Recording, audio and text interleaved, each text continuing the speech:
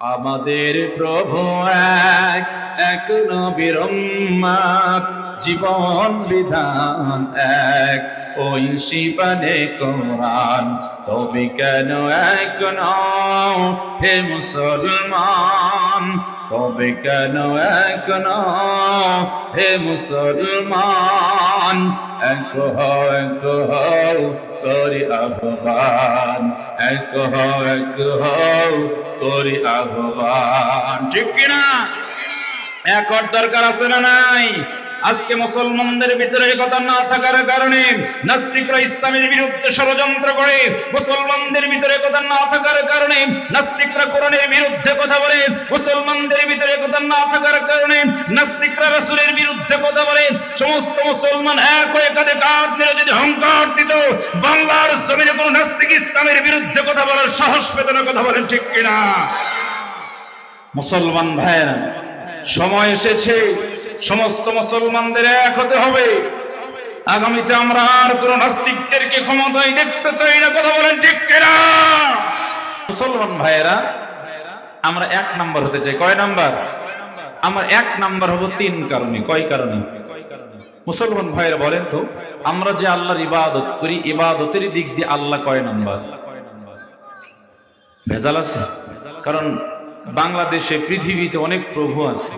কেউ মাছের পূজা, গাছের পূজা, সূর্যের পূজা, মূর্তির পূজা করে। কথা বলেন ঠিক কিনা? তাহলে আমরা এক আল্লাহর ইবাদত করি। কথা বলেন ঠিক কিনা? আর ইবাদতের দিক দিয়ে আল্লাহ কয় নাম্বার?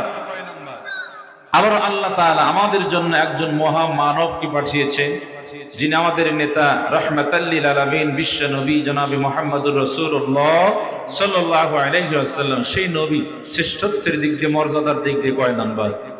ভেজাল আছে। তৃতীয়ত, আল্লাহ তাআলা আমাদের জন্য একটা জীবন বিধান দিয়েছেন, তার নাম কি? আল কোরআন। আল কোরআন নামক জীবন বিধান শ্রেষ্ঠত্বের দিক দিয়ে, মর্যাদার দিক দিয়ে কয় নাম্বার? ভেজাল আছে, সন্দেহ আছে। এই কোরআনে কোনো সন্দেহ আছে? ভেজাল আছে। চ্যালেঞ্জ দিয়েছেন কে? যিনি পাঠিয়েছেন তিনি চ্যালেঞ্জ ছুড়ে দিয়েছেন, আমি তোমাদের জন্য এমন একটি কিতাব দিলাম, যেই কিতাবের ভিতরে ভুল তো দূরের কথা, সন্দেহের কোনো অবকাশ নাই। কথা বলেন ঠিক কিনা? আল্লাহ তাআলা জানিয়ে দিলেন, ও নবী, আমি আপনার উপরে এমন একটি গ্রন্থ নাজিল করলাম। পৃথিবীর জমিনে অনেক লেখক আছে, অনেক বই লিপিবদ্ধ করে। প্রত্যেকের বইয়ের শুরুতে লেখা থাকে, আমার বইয়ের ভিতরে যদি কোনো ভুল ত্রুটি হয়ে থাকে আপনারা ধরে দিবেন, পরবর্তী সংস্কারে সংশোধন করে দেওয়া হবে। এরকম লেখা থাকে কিনা? মুসলমান ভাইয়েরা, আল্লাহ তাআলা আমাদের জন্য এমন একটি সংবিধান দিলেন, এমন একটি কিতাব পাঠালেন, যে কিতাবের শুরুতে আল্লাহ তাআলা বলেন নাই, আমার কিতাবে যদি ভুল থাকে তোমরা ধরে দিবা, আমি আল্লাহ সংশোধন করে দিব। এ কথা আল্লাহ বলে নাই। আল্লাহ তাআলা জানিয়ে দিলেন, যালিকাল কিতাবু লা রাইবা ফীহি হুদাল লিল মুত্তাকিন। আল্লাহ তাআলা জানিয়ে দিলেন, বান্দারে, আমি তোমাদের জন্য এমন একটি কিতাব নাজিল করলাম, এই কিতাবের ভিতরে সন্দেহের কোনো অবকাশ নাই, ভুলের কোনো অবকাশ নাই।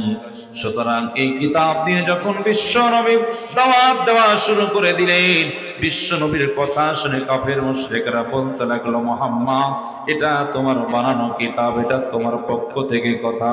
এই কথা যখন কাফের মুশরিকরা বলতে লাগলো, বিশ্ব নবী রাহমাতাল লিল আলামিনকে আল্লাহ তাআলা জানিয়ে দিলেন, ও নবী, যারা বলে এই কথাগুলো আপনার পক্ষের কথা, ও নবী, তাদের ব্যাপারে আপনি তাদেরকে চ্যালেঞ্জ করে দিন, তাদেরকে জানিয়ে দিন, ওয়া ইন কুনতুম ফি রাইবিম মিম্মা নাযালনা আলা আবদিনা ফাআতু বিসূরাতিন মিন মিসলি ওয়াদউ শুহাদাআকুম মিন দুনিল্লাহি ইন কুনতুম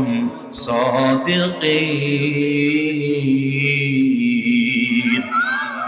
ও নবী, আপনি তাদেরকে জানিয়ে দিন, তারা যদি আপনার কথার ব্যাপারে কোনো সন্দেহ পোষণ করে, ও নবী, তাদেরকে জানিয়ে দিন, তারা যারা এমন একটি কিতাব নাজিল করে দেখা, আর যদি সেটা নাই পড়ে, এই কিতাবের মধ্য থেকে সামান্য একটি ছোট সূরা তারা নাজিল করে দেখা।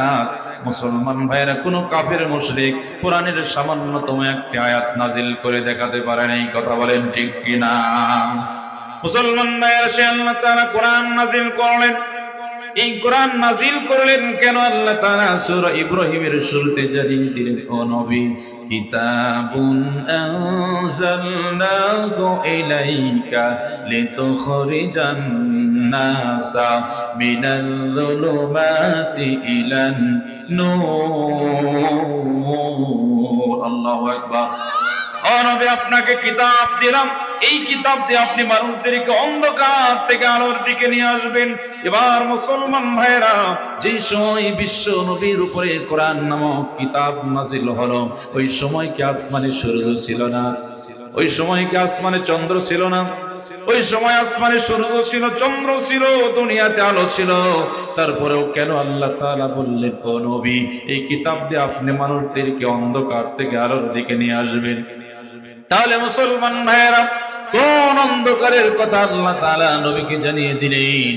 আল্লাহ তাআলা নবীকে জানিয়ে দেয়, ও নবী, আপনি আপনার সামনে যে অপরাধগুলো দেখতে পান, মানুষ জিনার ভিতরে লিপ্ত আছে, মানুষ মদ পানকারে লিপ্ত আছে, মানুষ হত্যায় লিপ্ত আছে, কাফের মুশরিকরা কন্যা সন্তান হত্যায় লিপ্ত আছে, ও নবী, এই সমস্ত অপরাধগুলো অন্ধকার। এই কিতাব দিয়ে আপনি এই সমস্ত অপরাধ থেকে মানুষদেরকে মুক্ত করে আলোর পথ দেখাবেন। আর মুসলমান ভাইয়েরা, এই কোরআনের শক্তি আছে না নাই? মানুষদেরকে আলোর দিকে নিয়ে আসার, মানুষদেরকে সকল সমস্যার সমাধান দেওয়ার শক্তি কোরআনের আছে না নাই? সমাধান চাও যদি জীবনে মরণে, ফিরে যাও খুঁজে নাও, চোখ রাখো কোরআনে, তবেই পাবে সুখ শান্তির ঠিকানা, তবেই পাবে সুখ শান্তির ঠিকানা, যদি মেনে নাও তুমি মনে প্রাণে। সমাধান চাও যদি জীবনে মরণে, ফিরে যাও খুঁজে নাও, চোখ রাখো কোরআনে। ঠিক কিনা? তাহলে মুসলমান ভাইয়েরা, আল্লাহ তাআলা কোরআন নামক কিতাব নাজিল করলেন, নির্ভেজাল একটি কিতাব আমাদের জন্য নাজিল করলেন। তাহলে মুসলমান ভাইরা, ইবাদতের দিকটা আমরা আল্লাহ পেয়েছি কয় নাম্বার? রাসূল পেয়েছি কয় নাম্বার? কোরআন পেয়েছি কয় নাম্বার? তাহলে মুসলমান ভাইরা, আমরা সব পেলাম 1 নাম্বার। এবার বলেন তো আমরা কয় নাম্বার? আমরা কয় নাম্বার? কয় নাম্বার? 4 নাম্বার। ভেজাল আছে না নাই? 1 number, 2 number, 3 number, 10 number, 14 number, 16 number আছে না নাই? নাম্বার ছাড়া মানুষ আছে না নাই? তাহলে আমাদেরকে এক হওয়ার দরকার আছে না নাই? এক হওয়ার দরকার আছে না নাই?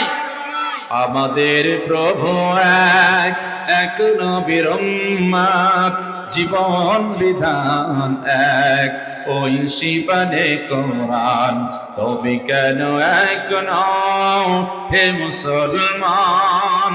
তবে কেন এক নও হে মুসলমান?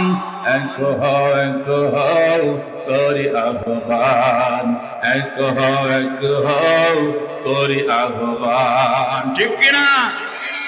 এক হওয়ার দরকার আছে না নাই? আজকে মুসলমানদের ভিতরে এই কথা না থাকার কারণে নাস্তিকরা ইসলামের বিরুদ্ধে ষড়যন্ত্র করে।